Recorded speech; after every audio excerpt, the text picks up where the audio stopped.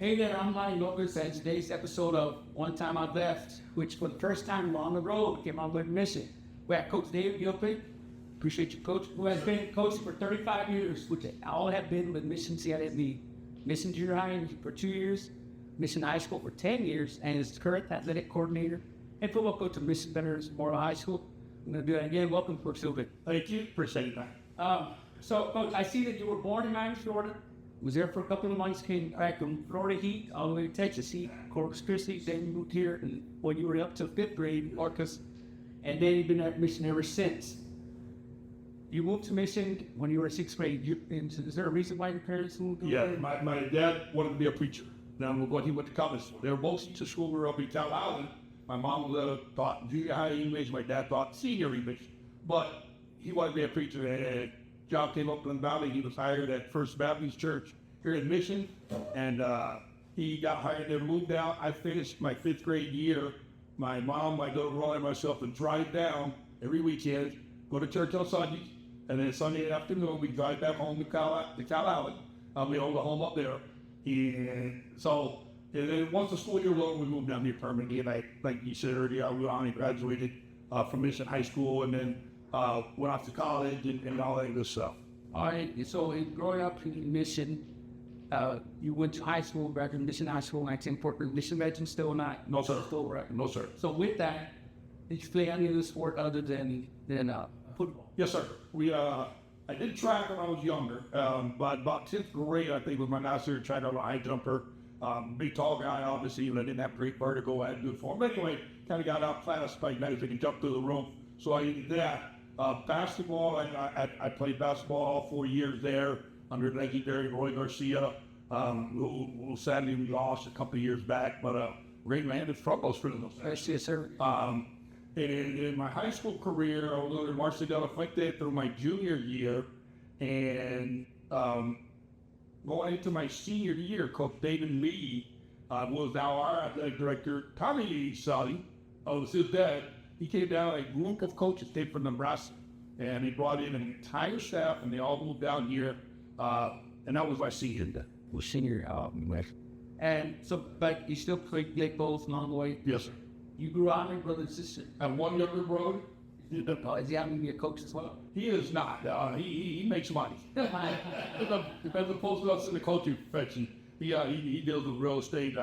Really intelligent guy, doing really well for himself. He lives up in South Lake Terrell here, Texas, up in North Texas, and yes, sir, powerhouse. His daughters both graduated from there, and he's lived up there, and he's happy. But it was just the two of us, man. Just me and his name is Danny, and just the two of us, and we grew up here in Mission, Texas together. And he went off to SMU. He was valedictorian, so I'm obviously very talented, and got a really nice scholarship at SMU, and he graduated there, and has done very well for himself professionally and personally. Just when you graduated high school, you ended up course, University of North Texas. Yes, sir. Was that like football scholarship? I wasn't a valedictorian.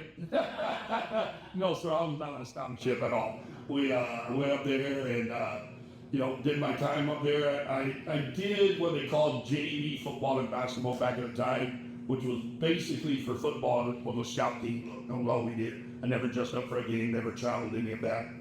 For basketball, the JV team did at least get to play some junior college squads around the area, about 10, 12 games. And I did that for a year and then moved on and said, hey, time to get to my next phase of my athletic career's over. Just doing things for fun now. But not that I know great stories about being a great athlete or anything like that. I was a good athlete and, I had success as a high school athlete and, had no success as a collegiate athlete, was certainly not on a scholarship or anything of that nature. But sports was all I knew. Sports was all I cared about. From day one, my dad tried to get me out there, working on the car or in the yard, and I just, I had very little interest in much else other than sports and, girls, fishing, that's about it. And when you came back you graduated with a kinesiology degree? Yes, sir. Yeah, they changed it that year. It was PE. I think actually my degree does say PE. But, we like to say kinesiology now. I'm back in that old school It was a PE degree. I think I have it on my wall in my office. I believe assistant education, but what is now kinesiology? And you came down and worked there. You got hired by, you said Tom Lee with Tom Lee? No, Roy Garcia was the athletic director. Yes, sir. He was 1980. No, 1990. 1990. 1990. I graduated on August, let's say 7th. Literally 2 weeks later, I walk on to Mission Junior High and I'm teaching. So I went straight from the college campus to into beginning my career and did those 2 years there at Mission Junior High. And I tell this story all the time, Coach. And I tell our kids this, as a way to look at not getting up and moving on. We go back and we do this however you want to. But my coaching career, I spent 2 years coaching 7th grade B. You've done some junior high coaching yourself, you understand what I'm talking about. There's some 7th grade B team. Coach Sonny Detmer was the head coach at the time. That's who I was under, and he was getting good reports of me, called me in, said, Coach, I'm hearing great things about you. I want to move you to the high school. Move me up into what we call JV Light now. They call it sophomore football back then. This would have been 93, 90 I coached JV, 91, 92. So 92 I coached the JV Light there at Mission under Coach Detmer. And again, he called me in after the season, said, we love what you're doing. We're going to go get to the varsity. And I took over the defensive line starting in 93. Yeah, I did the next 5 years under Coach Detmer. And then Coach Cavazos came in, Coach Chris Cavazos came in from Intel, Chicago, Prisonville area. Did 3 years under him. And then Coach Jeff Dykus returned. He was with Coach Lee in that original group that came down in 1983. Yes. Well, Coach Dykus comes in, and I did 1 year under him, and the Mission Veterans opened. And I love Coach Dykus. This was one of the best coaches I've been around. I was learning so much under him. But there was 3 of us at Mission High School at the time. Coach Tom Lee, Coach Lupe Rodriguez, and myself. And we were all Mission graduates. We were all young. None of us had been a head coach. I said, if I go to Mission Veterans, I open that up. And now, if Mission becomes available, Tommy and Lupe have a shot at it. If Mission Veterans comes available, and the board decides they're going to go with a young interim coach, I would hopefully be a front runner in that position.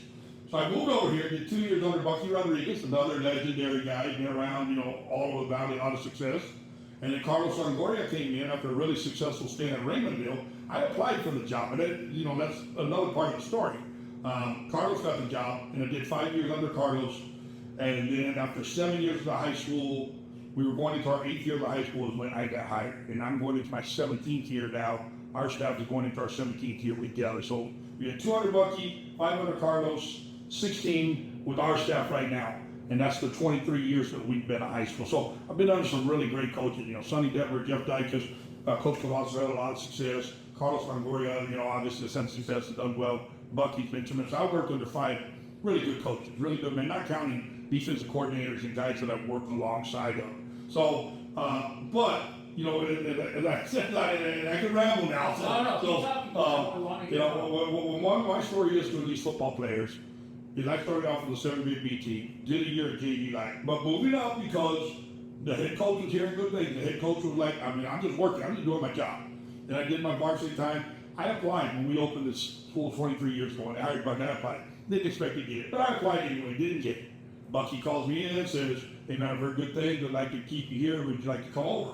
I said, yeah, you know what, I'm gonna do that. So I moved over, did the 2 years. When Carlos got the job, I applied again, so it's my 2nd time. Got an interview both times, interviewed again, felt really good. I thought I was gonna get the job. At the time, the principal had told me, hey, you're my guy, you're the guy I want. Some things didn't quite fall into place. They opened it up and we did interviews, had a great interview, went home and told I blew this thing. I told my wife, I'm doing this thing up, I got this job. Well, I did. And I hired Carlos, a great man, a great friend of mine. And Carlos called me in, me at the first day. He said, hey man, I've heard great things about you, man. I'd like you to stay here if you're willing to. I said, this is where I want to be, absolutely. And so worked under him for 5 years. 3rd time it comes open, I apply again. Now both Mission and Mission Veterans are open. There's like 45 applicants for these 2 schools. But at this school, there was only 4 that applied only here. Everybody else, the other 41 applied at both. So I've been here 7 years. I've proven that this is, I'm loyal to the school, I want to be here. I felt like that gave me an advantage going into the interview. Unfortunately, at the time, I was selected and got the job. So what I'm telling our kids, man, 7th grade BT, JV Light, rejected as the head coach, didn't get rejected as the head coach before I finally got it. But the message is, obviously don't quit. Obviously continue on, persevere. I'm able to say I've never applied it for another job other than Mission Meadows. This is the only job I've ever applied for in football. It has been in Mission Meadows High School. And I tell these kids, man, when I talk about the importance of the school and this program has to me, man, those are not just words. I live that. I've had opportunities to go some other places. I have some offers to go some other places that I have turned down for more money, more, bigger schools, et cetera, that I've turned down because I tell our kids I have reached the pinnacle of where I want to be in a career.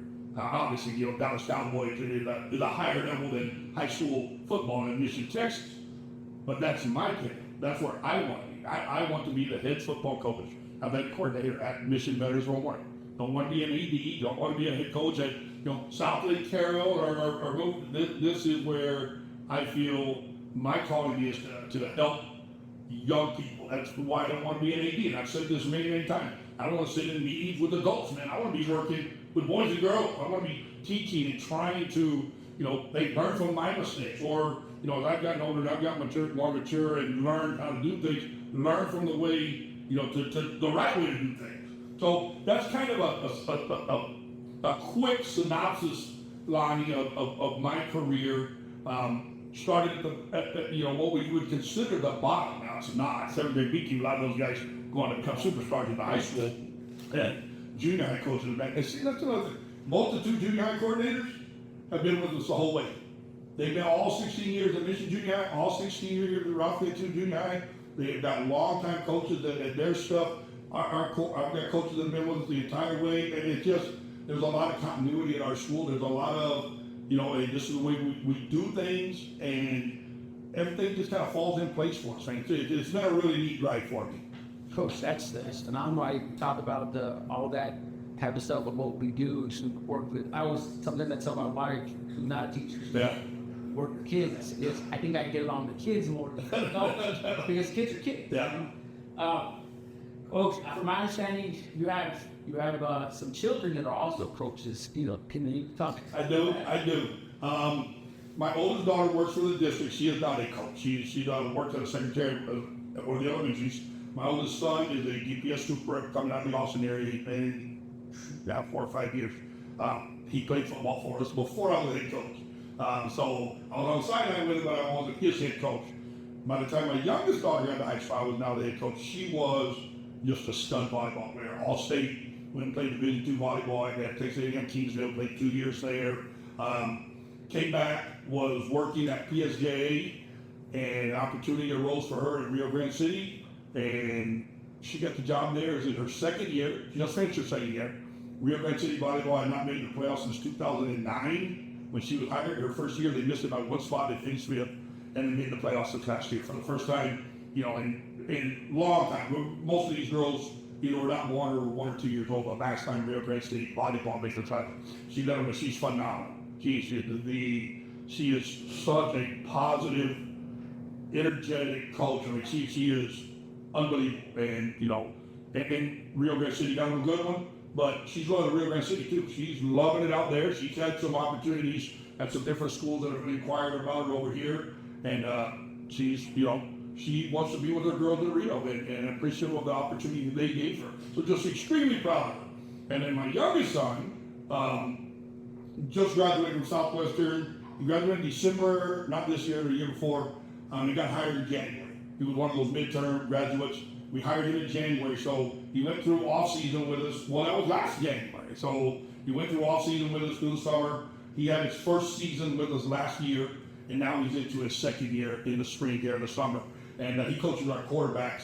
And again, I can say the same thing I just said about Shania.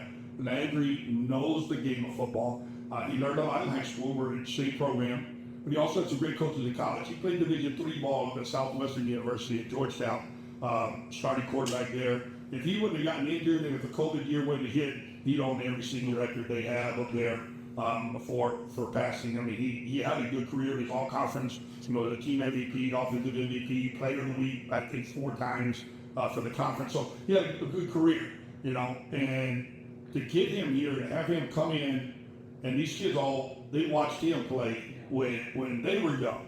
And so, I mean, when we use the term legend, he's a legend. Like, there's no ifs, ands, or buts. He's a legend. What he did will never be duplicated, I don't think.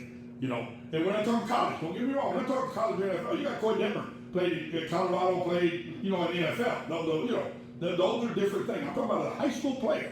And, the statistics he put up individually, but then also the championships he led to also, the wins and the playoff runs. We've had our greatest year when he was our quarterback. Nobody obviously even close statistically. But he's as humble and as laid back as it is. He treats these kids. He's a super positive young man, and he has fit in perfectly, man. And I knew he would be good, but he's been above where I thought he was going to be. So just proud of my two that are coaching. Obviously, I'm proud of my other two, and they did not go into the coaching field. Though Jonathan, my older son, had looked at it for a while, decided not to, went into law enforcement, but he graduated out of Texas State, and we looked at him coming back in here, and he decided he was going to go law enforcement, which he's done well. He's risen the ranks up there, and we dealt. So pretty big deal, man. Proud of my kids. Awesome. Coach, with that, we're going to change up to a great senior in your family. So now we go to sleep with a coaching question. Okay.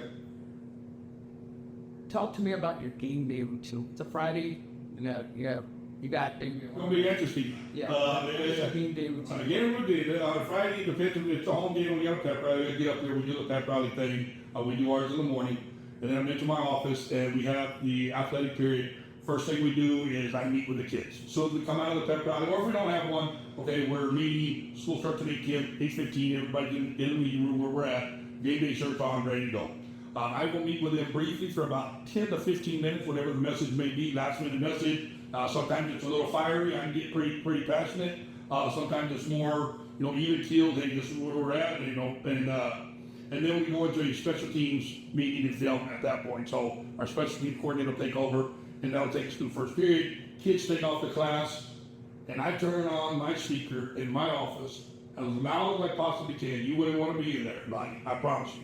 And you're like, man, you're an old guy to be listening to music out loud. I turn it on as loud as I can and play my Spotify playlist and watch film. That is what I do from about 9:30 till 4.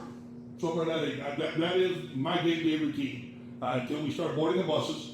And everything, we got offense bus, defense bus, helpers, trainers, and I ride that third bus with that group till we load up and head out. And then obviously we've got our game day schedule. We've got our game day schedule from, the team meeting, special teams meeting, report the field out, pregame meal, get dressed, head out, load the buses, park, get there, walk the field. And we got all of that, like everybody does.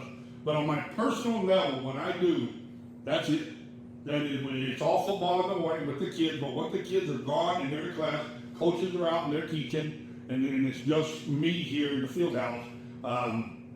You walk through my office, it's just a little bitty box of an office, man. I don't have nothing big in there, and it's loud. Since I was a kid, I like loud music. My kind of music is a little different than most. I guess people would call it country, but I really don't. I got no desire to listen to new country stuff that's on the radio. So I listen to some different artists, like a lot of the outlaw country, Texas country stuff. And I just crank it up, man. And I watch film. I got a big old film screen just like that in my office, and put my feet up, and just my last thoughts as I go through the day. Usually by the time the coaches arrive, at the end of the day, I will go down and speak to the coordinators or to somebody about just, hey, my last thoughts after a full last day of film. I'm going, hey, man, don't forget this. Hey, man, I really think we can attack this. Because sometimes, you're a coach, every time you watch film, you're going to see something new. Well, that's my last minute routine. I keep the doors shut. Most of the coaches know I don't like to be bothered on game day. Obviously, if the principal or something like that, I got to take care of it. But by and large, I do not like to be bothered on game day. It's just kind of me, my thoughts, my music, and my film. You huddle or old huddle? Oh, classic, man. Come on, man. Hey, the first thing I do when I get the huddle is go to I don't even know how to use the new huddle. We got our huddle guy, our technician is outstanding, and he could teach you probably in 5 minutes. But no, I'm a creature of habit, Coach, man. We go straight classic. Coach, what are some things you hope players that may cause them not to play, or sit out or something? What do you? Well, there's some obviously anything drug related, anything alcohol related. When we talk about sitting out where they would not dress, number one is attendance. And I learned this from Sonny Detmer when I started back in 1990. He had a rule: if you missed practice, you didn't play. If you didn't, for whatever reason, you had a family member die and you were at the funeral. Well, that's where you're supposed to be, but you don't dress out. Well, I took that rule and implemented that 16 years ago. So and we practice in the morning. You practice from 7 to 8:45 in the morning. We're a morning team. We're not out in the heat at all. We're either in the field room or in the weight room after school. And so we put that in place. And the number of starters over 16 years that have missed a game, I can tell them on that. They understand the rule. Now, they can be late, and we have communication, you're going to be position control, but that doesn't mean you don't dress out, only if you completely miss practice. And for whatever reason, you may be sick. I understand you're sick.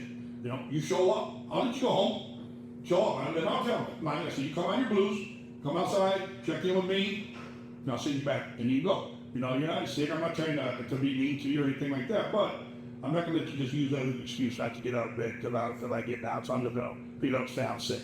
So that's the number one thing. In game is your personal fouls. And I will remove them immediately for anything after the play. I'm not talking about a personal foul like a targeting or a blindside block or I'm making a mistake in between the whistles play. I'm talking about I shove somebody, I say something and a red flags it. I get in any type of pushing. Anything in our term that we use that hurts our team. If it hurts our team and you did it, you're killing. And so, depending on the severity, but almost every single personal foul for 16 years has been an immediate get him out of the game, get him over, and he doesn't go back in till I say he goes back in. And that's me talking to the position coach. And there's been times when I'm really upset because I think it was a very, very bad move by our player that I'll hold him out a long time. There'll be other times when it might have not been so as severe, could have been going either way, but it still costs us 15 yards. You're going to spend some time on the sideline. Because the one thing we have left, in society where there's, a lot of times, sometimes parents are scared to discipline their children, teachers sometimes are scared. In football, or the sports in general, we still hold that key, man. We got that playing time. We got that playing time. And we control that. So it's something that we have to understand, or any leader, any coach has to understand how to use that. Not as a form of punishment, like I'm mad at you and you're going to do this, but as a matter of teaching that there's consequences. You broke what is important to me. I stand in front of our kids all the time, talking about character, discipline, accountability, blah, blah, blah, all those things that we talk about. But yet, on Friday night, you decide that you're going to push on. Next thing I tell our kids, you're not going to get in a fight in the field. Everybody's going to break it up. You're in a helmet and shoulder, but you're not going to get in a fight. You're not showing me how tough you are, what you're doing. You're showing I'm lacking discipline. You're showing you're trying to act a certain way. It's all about image. And it's not going to be a part of our program. And if it is going to be a part of our program, you're going to be on the sideline with me. That's how I say it to the line. And I'll tell them, I'm not threatening you. I'm not telling you, man, that you can't, that I don't want toughness. I want to be the most physical football player. But the thing is, you hit him in the mouth, man. But after that play's over, I don't care if he says something, you got to walk away. Because if you do say something, you do push him, you just hurt your team. And so that's the message. As far as the final part of that would be suspending them for a game. That's kind of, I want to say it's subjective. I don't have anything really that's an automatic suspension other than drugs and alcohol. If there's a case on campus, if a kid is disrespectful to a kid, if a kid gets sent to ISS because he had 3 targets, that's not going to affect it. We're going to talk about it, you're going to get it right, you're going to get it on campus, blah, blah, blah. But I'm not going to take plays that way from him. Now, if he goes in there and starts F-bombing a teacher or a principal or whatever, a custodian or something, hey, now we have a lack of character. Now that may cost you a starting, not just start this week. You're going to sit out 2 series, you're going to sit out in the corner. And I take that on a case-by-case basis. I really do. Because sometimes an adult overreacts sometimes, and, they're really irate, and then I hear about what happened, and I'm like, I probably would have done that when I was a kid too, and I try to remember that, even though I'm getting older, I use this term all the time, and I say I don't want to be a hypocrite. I don't want to say and do something that I would have done when I was younger, or, you know what I mean? And so I try to keep an open mind into it with the complete understanding of, character is really not what it should be. We want men of character, as the things that almost all coaches are trying to teach. You're trying to teach to the young men and women that you're around, that almost everybody is. And it's a big emphasis, there's no doubt, in our program. And we may emphasize some of that more than a lot of programs do, but we have to. We're not going to be the biggest, we're not going to be the fastest, we're not going to be the most athletic. So we got to win the things that we can win. And that's having character, that's having discipline, being physical. We got a sign on the wall right here. You walk into a locker room, says through these doors, well, the most disciplined, most physical, I can't even think of what the other one, but nothing has to do with talent. It all has to do with attitude or with physicality and the desire. So, we're and I know I'm kind of all over the place, and then, but I kind of hit, the different things that you've asked about with suspensions or why somebody may sit out a game, and I hope I answered that. No, you did, Coach. Because before I used to ask what are like 3 non-negotiables, but, in speaking with coaches, I realized that non-negotiables is like, keep them on the team, and I think those are squares. Right, they are. It's subjective. There's so many things because we don't know what's going on in their lives. That's why we have to listen to those stories. You're right. And that's why I changed that question, saying, "What gets still something that you don't like? You got discipline on certain things." Yeah, we do. And certain things have to be disciplined. But if we kick somebody off a team, man, we're no longer there for the kid. If they've done something to be kicked off of our team, they probably need us. Yes. They probably need the message that they're hearing on a daily basis from us.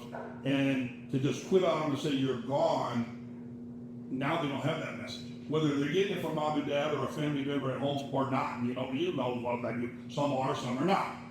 So if they're getting it home, we're additional for the family, for the parent. If they're not getting it home, we are their parents. And all of a sudden we say, you did this, and there's been, we've had some bad incidents, and my mindset is not to quit on it shit. That's my mindset. Sometimes at some point you're just like, man, there's nothing I can do. I've done everything. Not bad. But then you gotta say, like, did I really do everything? Am I quitting on this young man? It might be come in and bring out a sign in my office. It's tough love either, man. Sometimes they've got to have that tough love, and if they're not with you, they're not getting it. And now they're all drifting into the other thing. So, it's kind of a case-by-case basis for most offenses. Coach, what's one thing that you say about with the basketball player right now? What's one thing, Coach? You'll hear a lot about mindset. You'll hear things. We got little quotes or little things. I say a lot of different things. I talk to them about things that take zero talent. You already heard me say that once. We're out there this morning and we're working. We're doing build up in our sprint work, and I said it takes zero talent to do exactly what we're asking you to do. Zero. And you're supposed to power through the 30-yard line. Did you cut it at the 28, or did you power through it? That takes zero talent. We talk about not taking shortcuts. These are things that they hear quite a bit. There's obviously little comical things that coaches say in my mind, but I can't think of anything. But most of my messages that I know our kids get are very, very character driven, very character driven. Very mindset driven, very don't make excuses, don't blame others, be accountable. That is things that they just hear from me constantly. But I'm talking one-on-one with a player, whether I'm addressing the team, whether I'm addressing our athletic program, whether I'm addressing coaches, my conversation tends to always go that direction. Are the X's and O's important? Yes. Is what we're doing at practice and everything important? Yes. But if we don't have the base of character and mindset and discipline, accountability, responsibility, no excuses, not blaming others, You know, we use it just like the old Bible story, man. You build it on sand, man, the storm comes in, it's going to wash it away. No, it's going to wash it away, man, if it's on sand. But if you built brick, you know, brick by brick by brick by brick, when the storm comes in and hits, man, we're still standing because we built it with bricks as opposed to just sand. So, you know, those are the kind of things our kids hear over and over. That is what they would say. I think they would say that more than a specific quote or a phrase. I think that just the constant message, 365 days a year, about those things that we're talking this morning night about who we are. Well, who we are as a coach is one thing. Who I am as a son is another thing. As a father, as a husband. Who I am as a colleague. Who I am as a head coach. You know, who I am at HEB. Who I am at church. Who I am in the bank. And you take all these things and you put them all together, and that's David Gilpin. Not just the guy that's sitting in front of you right now. Who am I when I walk out of here and I talk to those coaches? Do I think I'm too good to speak to those coaches that are in there working out because I'm the head coach and, you know, hey man, you know, I'm going to go straight to the office? Or do I stop and say, hey man, how's it going? Stop and, you know, talk to them for just a second. When I walk into my office, do I ignore my secretary and just act like, hey, you're a secretary, I'm not, or do I say, hey, anything happening, what's going on, man? I walk out the door, do I say thank you at the end of the day? Or I just walked out, do I say good morning when I come in? You know, when I see somebody in the store that needs help getting stuff from the top shelf, I say, well, you should be taller, right? So all those things, Lonnie, wrap up into who I am. And what we're trying to teach the kids is the same thing for you. Everything that you do, you're not just this person, this person, this person. These are all the things that dictate who you are. So that's what they hear from me, man. And, like I said, they probably get tired of it, but you know, at the end of the day, the number of people, players that have come back and said, man, if I could just hear you talk one more time, man. If I could just hear your message one more time. And man, that caught me real quick, man, to my man, staggered me for a second, man. I felt that, but you know, that's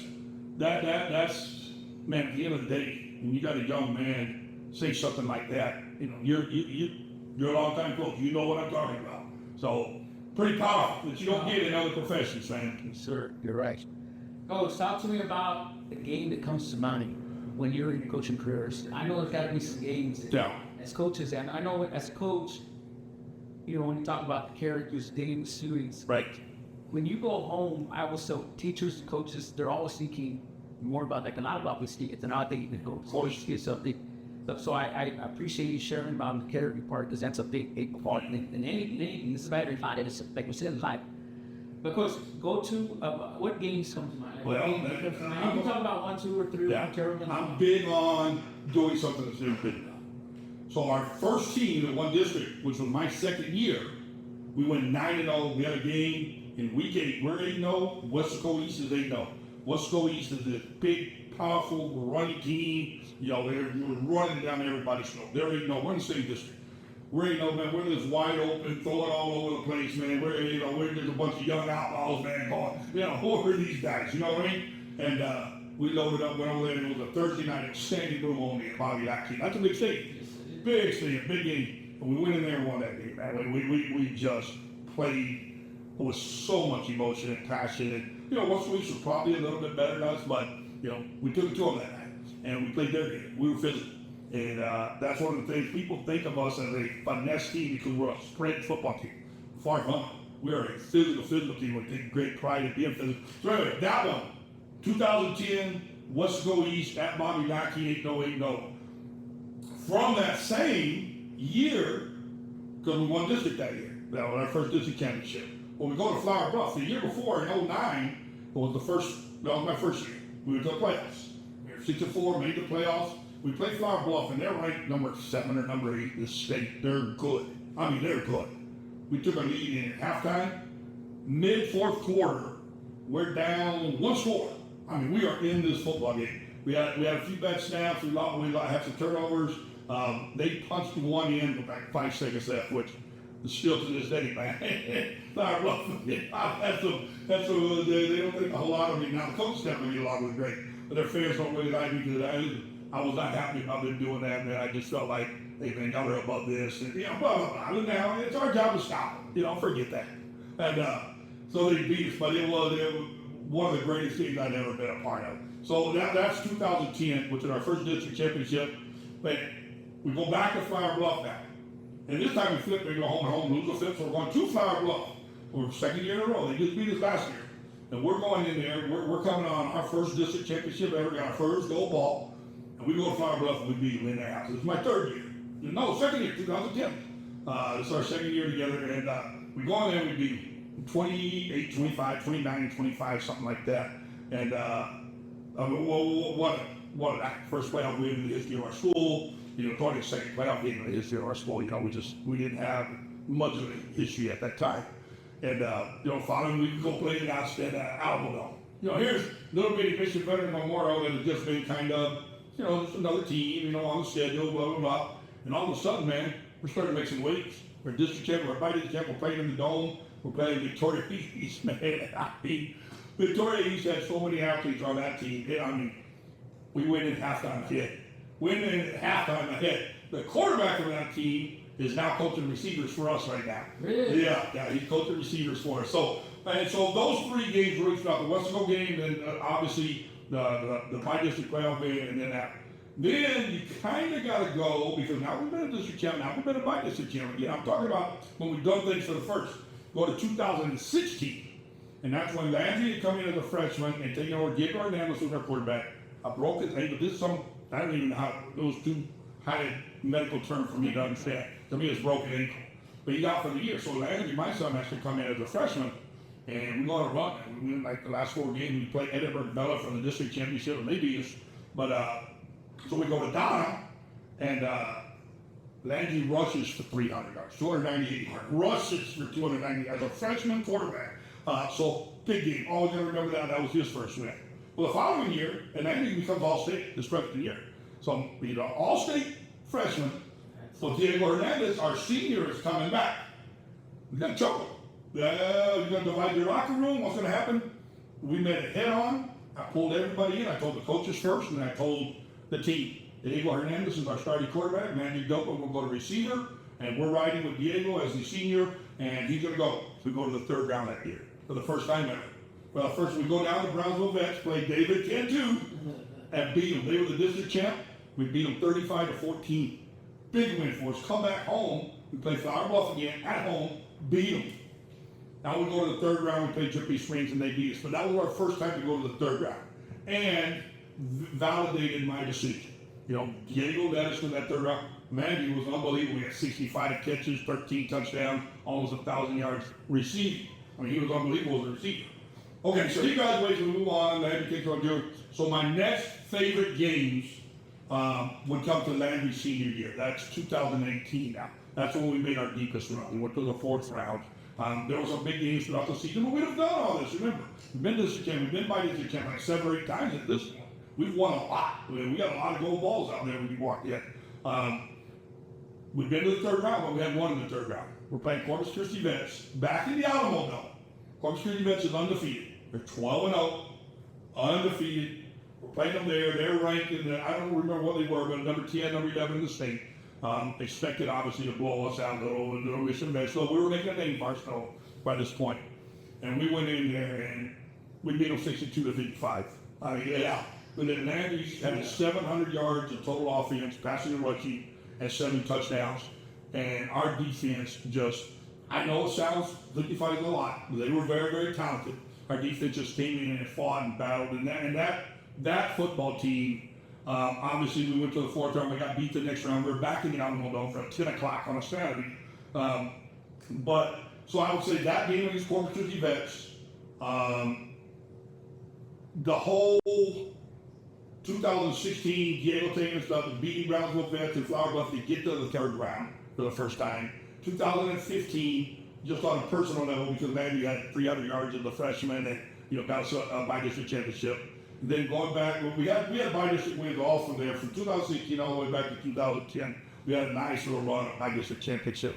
And then going back to 2010 when we won our first district championship and bi-district. So you'll notice most of my favorite games were things that we did for the first time. And going back to the big one, you know, even in '09, man, the game we played against Flower Bluff up there at Kingston, I mean, it was phenomenal. Our boys just was unbelievable the way they played. The coach staff, the job they did, and, you know, they moving into 2010. So right now, we've got 3 ex-players on staff.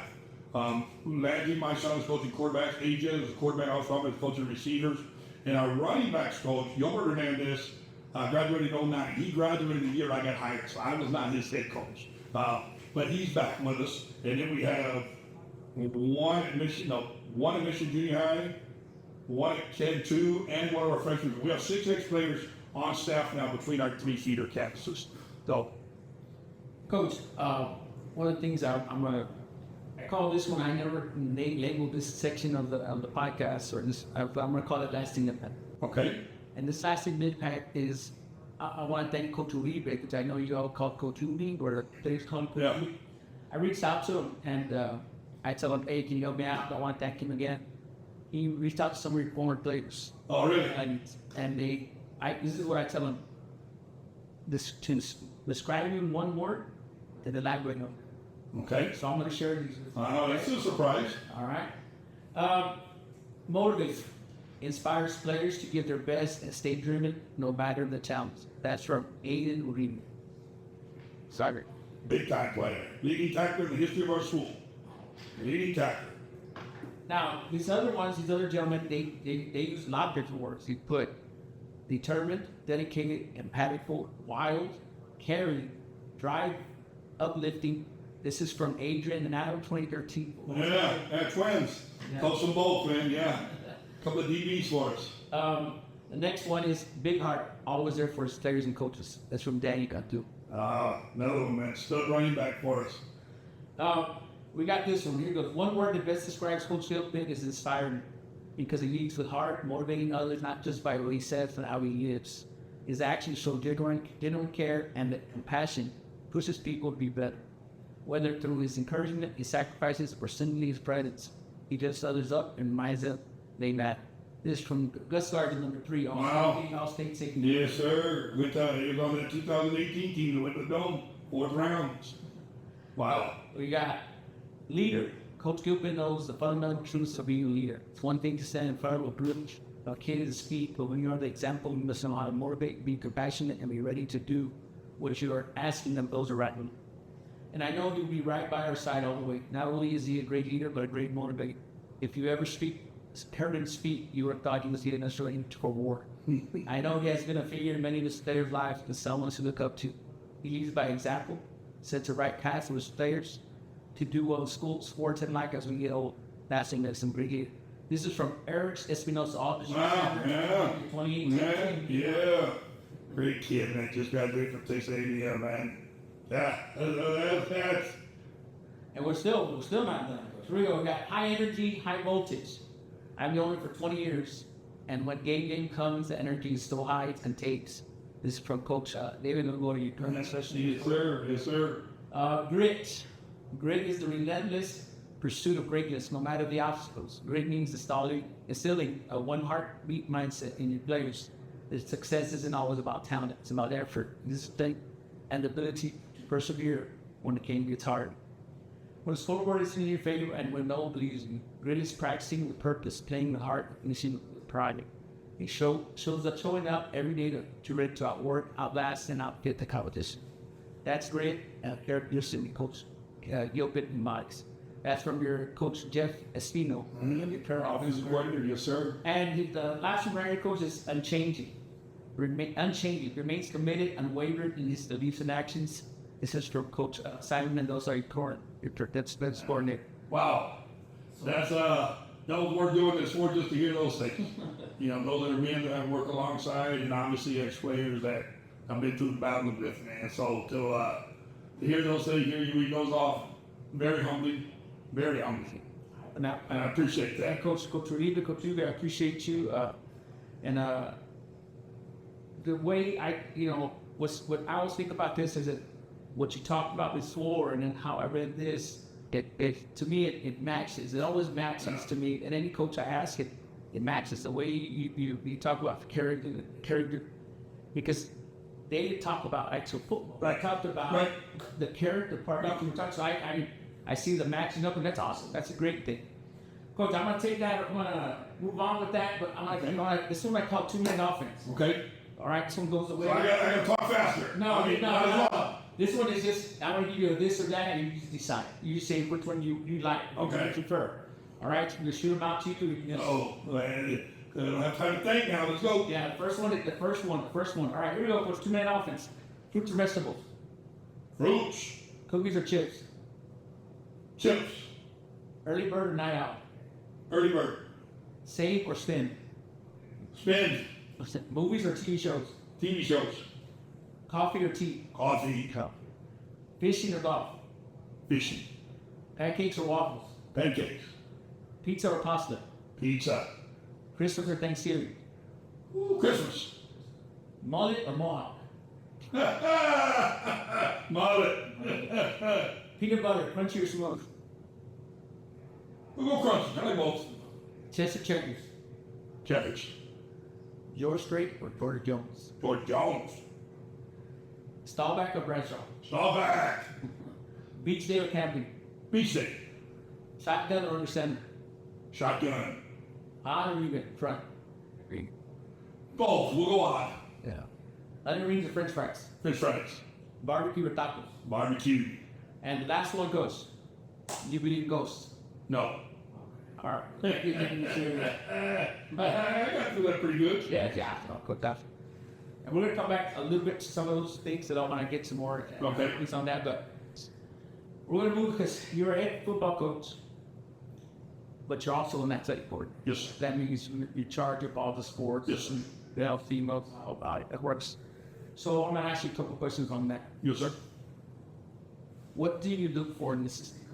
Or a head coach? Head coach for another sport. Well, let's go. Let's bring it up. Let's wait for the assistant coach on your staff. Okay, football, and then I'll get to the next question. Just like you said a while ago, when you read the things that the coaches and when the boys said, that's what I'm looking for. I'm looking for those things, those characters. I'm talking about out of our coaches. I want coaches that can treat our kids well. I want them to treat them like their sons. And I know that's cliche. I know we all say that. I'm going to treat them like a son. I want you to treat them like your son. If you're upset at your son, you're going to let him know. If you're happy with your son, you're going to hug him and you're going to tell him, great job. Same thing. That's what I'm looking for.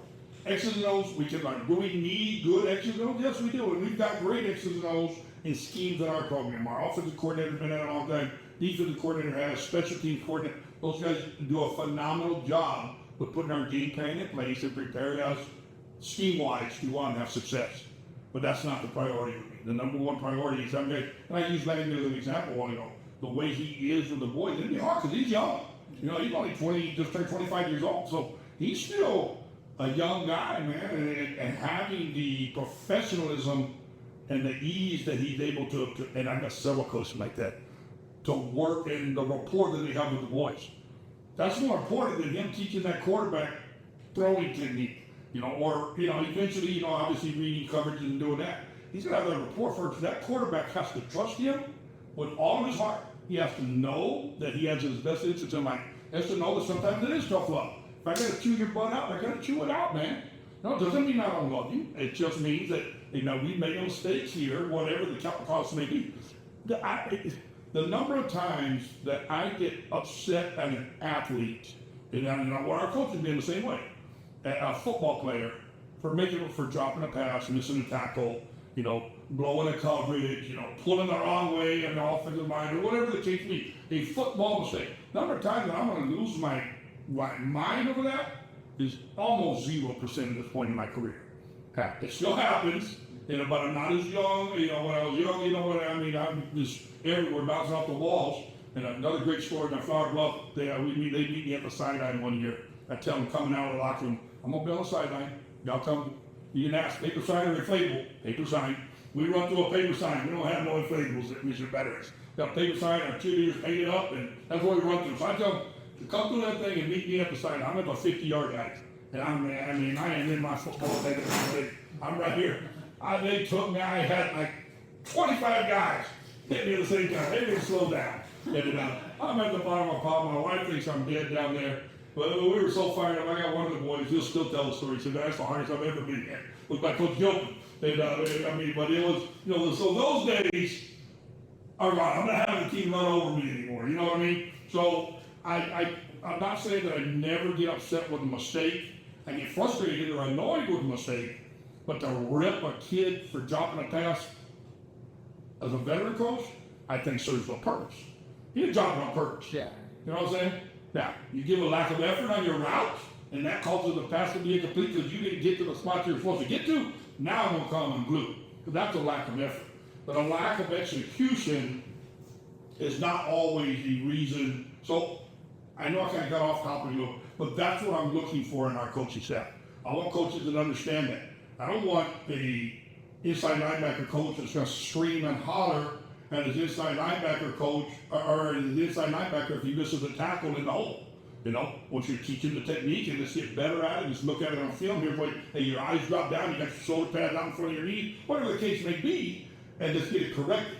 You know, he didn't miss the tackle on purpose. He's not trying to just let it go. And that's, as you get older, and like, you know, I mean, like I said, 35 years, you've seen quite a bit. I've lined up in that area, Lonnie. I have, you know, some people call it getting mellowed a little bit with old age, but there's also a maturity and an understanding of there's a time that kids have to, you know, they don't have to take a ripping, man. And I mean, you ever curse at them or belittle them. I'm not talking about that. It's always about the action.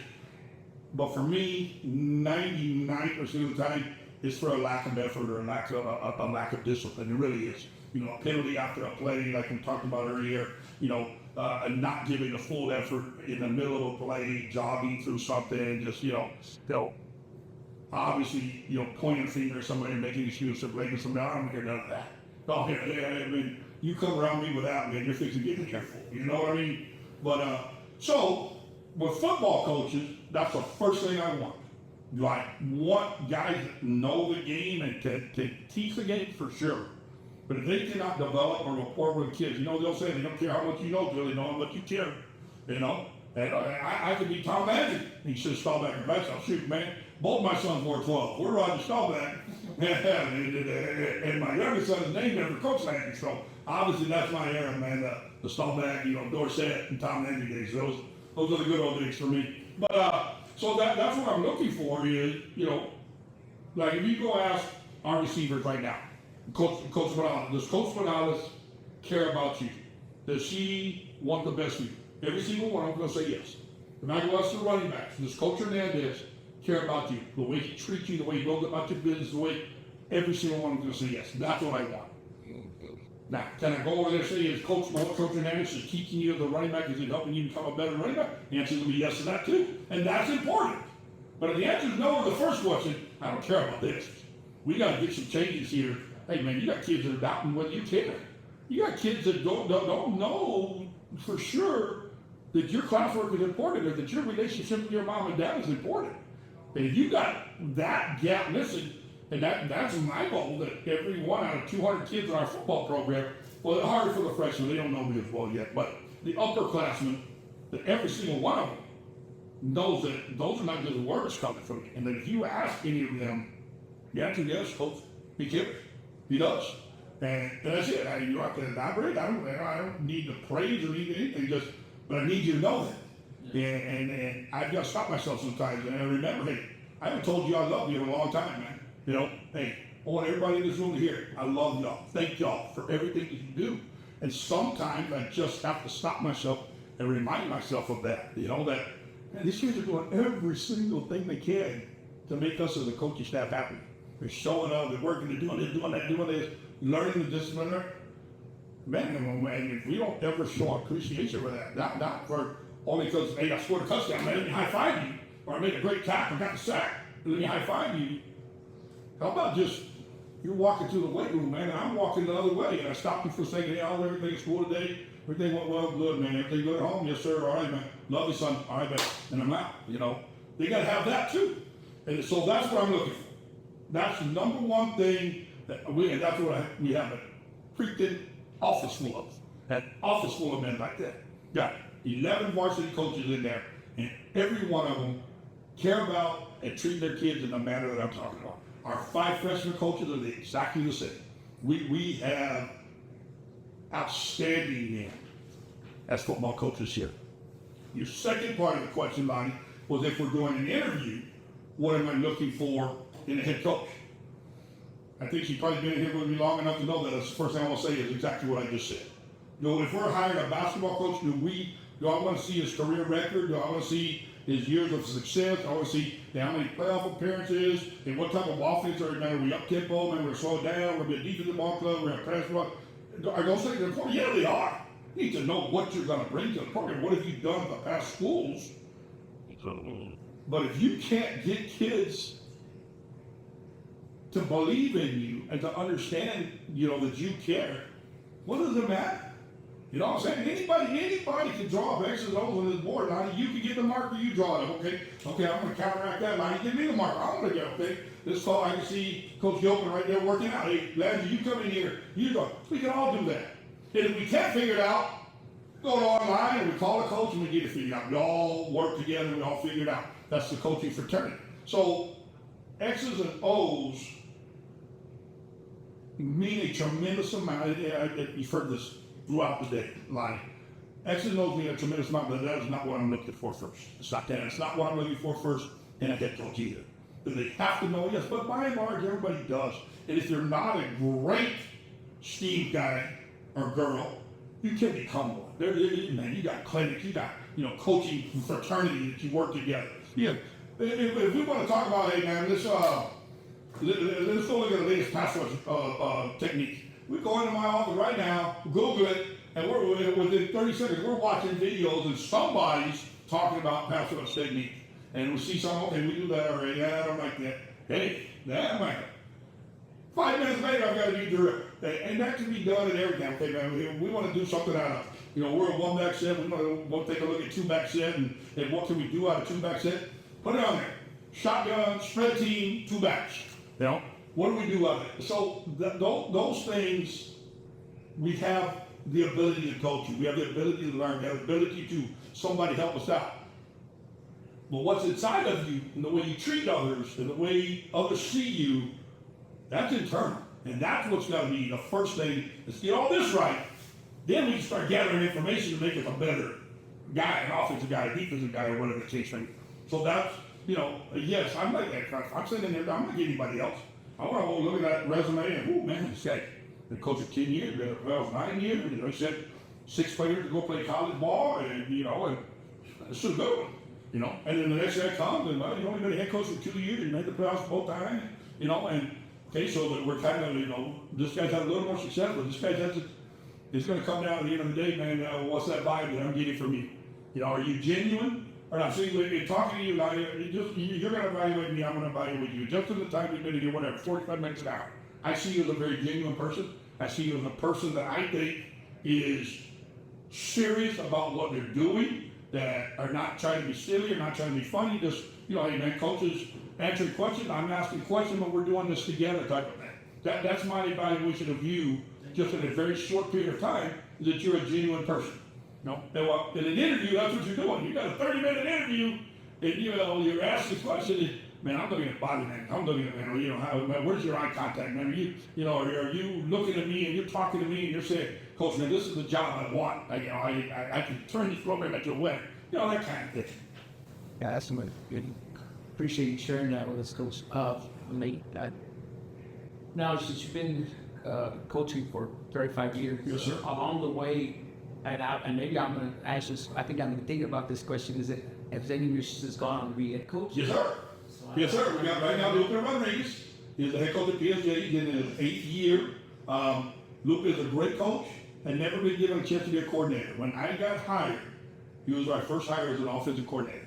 Came in, and I told him that before we met, because he had applied for the mission job, and he didn't get it. I said, if I get the best job and you don't get the mission job, you're our offensive coordinator. And he did it. He came in and he paid his dues, and we had tremendous success. Great coach. And I think he did 8 years, and applied to PSG, and he got the job. He's head coach over there. He's having success. They've won the district championship, I want to say 4 times in 8 years. He's won playoff games the last 3. He's been vice champ the last 2 years. He's done a great job. Jamar Taylor just got hired at Nicky Road. Jamar did his first year here. I was coaching in Mission High School when Jamar played. He was on the offensive side. I coached defensive line. But anyway, so known Jamar. Jamar was our special team coordinator our very first year back in 2009. 2009, Jamar was here with us, And so I feel like there's a second one that's going on. The offensive coordinator at Donna is Edric Pacheco, who was an offensive line coach for us here. The offensive coordinator at PSJ is Eddie Pacheco, who was an offensive line coach for us here. So we've got a little bit of a coaching tree reaching out there, you know what I mean? I don't have it like some of the guys, you know, they got branches all over the place, but, you know, we're going to, because there's a lot of head coaches sitting in that office over there. There's a bunch. There's guys in there that are going to be head coaches. Hopefully when I'm done, one of those guys will take over here. But there's guys in there that can be head coaches and deserving of it. So I think as I get closer to retirement, and once I do retire, I think that coaching tree will expand. I really do, because of the type of men that we have here. These are head coach type person. I'm not saying every single person in the room, but the majority. The majority are. And so while our coaching tree, you know, a little bit small right now, we have had some that have been able to branch out and take that next step. We had one that was here, Randy Castaneda, is a coordinator over at Edinburgh High now. He spent 4 or 5 years here, came in, wanted to learn defensive back play. And, you know, we put him with our corners and he did a great job. So, you know, they're expanding slowly but surely. Oh, awesome, cool. Because I thank you for answering those athletic coordinator questions. Because you're a head football coach and you're an athletic coordinator, so you have to find a strong balance, because I know you're a great coordinator, you're an athletic director and also report to a principal, and you got to work on that. So I know that's to find the balance for this coaching.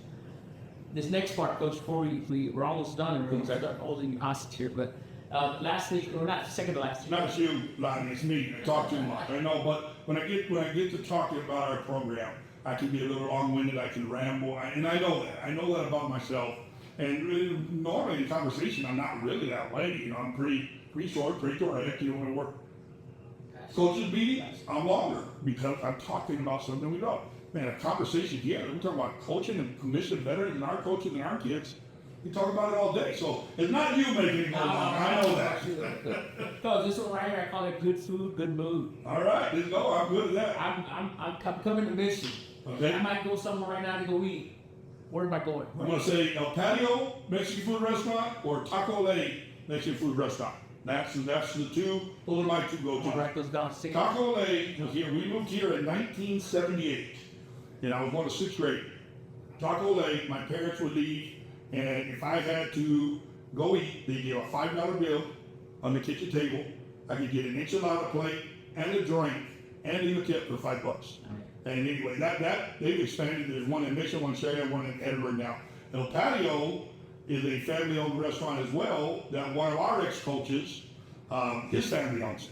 He's coaching in Sharia now. His wife's a principal. His son goes over there. So we lost a really good Ricardo Garza. But another family-owned restaurant that that we frequent. But so there's a Ranch House Burger over here. That's a local guy, man, and they do a great job. They've been really supportive of the program. I'm a guy. Do I like Whataburger? Yeah, I like those types of places too. I do. But if I can help the family restaurants out, when we're going to order meals, I'm going to try to order meals from those guys. We get some Taco Lane, get some El Patio, get some Ranch House, because these are our community, and they're what we consider a smaller business. Thank you, sir. Good food, all of them. If you're invited to a potluck, what do you bring? I mean, if it's something that I'm going to eat, or if it's the main course, the only thing I know how to make is barbecue. And I thought, now my wife can cook a little. She doesn't cook, but she can cook. So she can make something, make straight rice and all that. We barbecue a lot. I barbecue. She makes rice and avocado dip and all that. And we hang out outside, and listen to music. But if my number one go-to is going to be barbecue. Now, if I just want some meat, I'm going to grab a pizza and take it with me. Right? Like you said, pizza or pasta. I ain't a spaghetti guy or none of that white cheese or white nothing, man. You got like some pepperoni pizza. I'm basic, man. Talk to me about, since we're talking about barbecue on that note, I was asked a question because you said you should barbecue, so doctors, what? I like tacos too, though, man. I get you. Some coach that said barbecue tacos. Yeah, good answer. Talk to me about what's the best barbecue steaks, because I know Texas month. I know, and I say the same one every time, and I watch them on YouTube, man. I watch these guys in the restaurant. The number one for me is City Market, Luling, Texas. My wife is from Luling, so I spent a lot of time there. And we City Market, you got Lockhart that's 20 minutes away. And you got Blacks, you got Frights, you got lots of good ones over there. And we've been there. Schmitty's is there. But for all, I like the Salt Lake bars, all you eat when they're out there in Round Rock, But man, there was a place in college, and it's gone down, man. It was just a little shack over in called Steve's Barbecue, man. A little yellow shack, man. It was the best barbecue ever. But anyway, to answer your question, I'm saying City Market, that's where I'm going, and that's my go-to. Yes. For Thanksgiving, what's your side dish you got? The only side dish, again, I'm playing, is stuffing and nothing, it's just the bread. My mom makes it, we have Thanksgiving at my parents. Both my parents are still alive at this point, and my mom makes a stuffing. A lot of people have celery and all kinds of stuffing. It's just bread. There's nothing. It's just meat and bread in there. And I put gravy on it, and I kill it. I put some turkey with gravy. I put stuffing with gravy. When I finish, I go back and get more stuffing with gravy. So that is the only side. I don't eat any of it. I'm not I'll eat French fries and that kind of stuff with a burger, but I'm not a vegetable guy. The first one you have fruits and vegetables. I don't eat no vegetables. Coach, if you were to write a book, what's one story you put in? Whew, man. There's so many ways to go about that. Athletic, probably the first thing in my mind would be the 2018 football season. I'm go 4 ranks deep for the only team that played from the Valley, and then the support that we got Valley-wide, and, taking out an undefeated top 10 team, playing in the Dome twice. That was unbelievable. That was, wow, we're one game away from the Final Four. We're in the Final 8 teams in Texas. It was just crazy. So that was out of it, but then, you go back and look at family stuff, man. My wife and I, we just celebrated our 30th wedding anniversary. I look at my children. I can tell stories of, going fishing when I was a kid with my dad and my grandfather. We lived up in the Corpus area, fished out there in the Gregory Portland area, out at Indian Point Pier. And we didn't have a boat. We weren't wealthy, and we fished on piers and we wade fished, and and the love I had for doing that and doing that all my life, wade fishing. I have friends with boats now, so I don't go out as much, but so that would be a big part of it. I think childhood-wise would be fishing. I think family-wise I could go eating out, from just the wonderful wife that I have, and we see Coach. Should we sit on the 7-on-7 tonight? She was sitting at 7-on-7 last night and played here in Mission. We're playing at McAllen. She's there, man. She's here's a line of coaches, and my wife's sitting right in the middle. It just loves being a part of a program, and there's no better supporter. So I could go that route and go the success of my children. So there's a lot, but it would depend. But you gave me a book now, so I got all those chapters. Like, what is it? I know you want to know which one, but those are all different chapters that will be in my book. Okay. Coach, in closing, there's 2 last things I want to touch on. Is what would you tell the first year coach of any sport? That's a good question. The first thing that I tell coaches, and I've had this, this is why I say it's a good question, is I tell them to be genuine. I know to me, that's not a subjective word. That is an objective word. Genuine just means just be real, be who you are. If you're sad, cry. If you're happy, laugh. If you're upset, raise your voice. Whatever your emotion is, trying to fool high school age kids, or even junior high age kids, doesn't work very often. Those guys and girls see right through you, and you're going to lose their respect if they think you think. And so I've had this conversation time and time again with coaches, young coaches, saying that. I've said that in front of principals, I've said that in front of superintendents. I've spoken to city groups and school groups and said the same thing. So this is not just something between you and I. This is something that I believe in. It's something that I say because I think what it relates to a first-year coach, I think it relates to my dad as a Baptist preacher. I think it relates to the banker that you're sitting in front of. I think it relates to anybody in any profession. Don't try to be fake. Sometimes you got to say something somebody don't want to hear. But if you're genuine about it, you're not just trying to make them feel bad intentionally. It is what it is. I'm sorry. The answer is no. The answer is no. I cannot do that for you. I will not do that for you, whatever.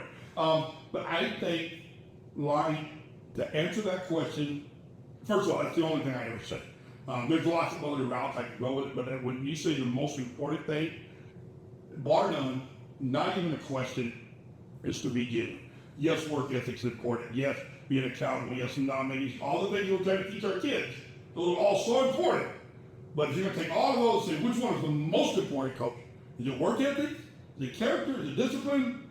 Is it taking responsibility? I think the one that goes right to the top of the list is to begin. Be who you are, regardless. Not saying, you got to understand, like you said, man, I've got a principal, I've got an AD, I've got a superintendent, I've got a school board. These are people that I answer to. I'm not saying that, I'm just out there, talking in a certain manner. It's just, if I'm speaking to our superintendent or to our principal, that I'm not trying to be a funny guy, or I'm not trying to be, a sneaky guy. I'm just, hey, how are you doing, Mr. Miller? Mr. Miller, this is my question. Can you help me in this? Or if he's asking me for something, I say, Mr. Miller, okay, I got you. I understand. Now, it's going to be a little difficult on me here, but so just, being genuine, I think, I know, lends itself to better relationships. I believe that we want to take it from culture to state to the family. If I'm not genuine with my wife, or my wife is not genuine with me, that's going to cause issues within the marriage. Like the things that you were reading, those boys said, it leads by direction, leads by example. That's what I call being a role model. I'll stand in front of our kids and I would tell them, I do not cheat on my wife. You got boys there that have watched their parents, have marital problems. I'm not saying my wife and I are perfect. We're not. Man, we have arguments and we're human like everybody else. But it's not going to be because I did something to hurt her, I cheat on her, or go out behind her back and, she doesn't know where I'm at. My wife knows where I am. We do everything together. So, to me, that's a role model to those kids. Those kids, right, I'm able to say that. And I can say it genuine. A lot of people say that. You shouldn't drink and drive. You shouldn't cheat on your wife. You shouldn't, rob, steal, etc. But if they're doing it somewhere, somebody's going to find out about it. And that's it. And all of a sudden, your words become hollow.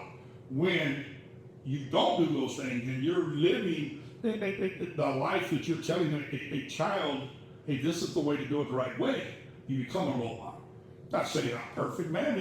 30, 40 years ago, man, I'm a different person. 20 years ago, I'm different. It's a pattern of growth as I get older and I understand the world better and I understand the last thing in the world I would ever want to do is hurt my wife, which would then hurt my children, which I would never want to do. So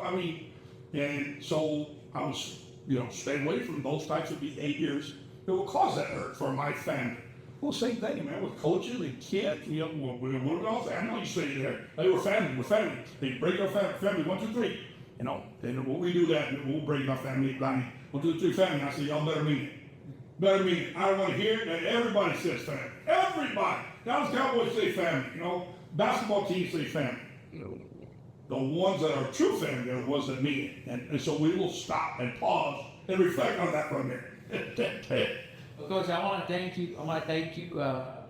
Thank you, Coach Gilpin, for sharing your journey and wishing you nothing but the best on your upcoming season. That concludes this episode of One Time Out Left.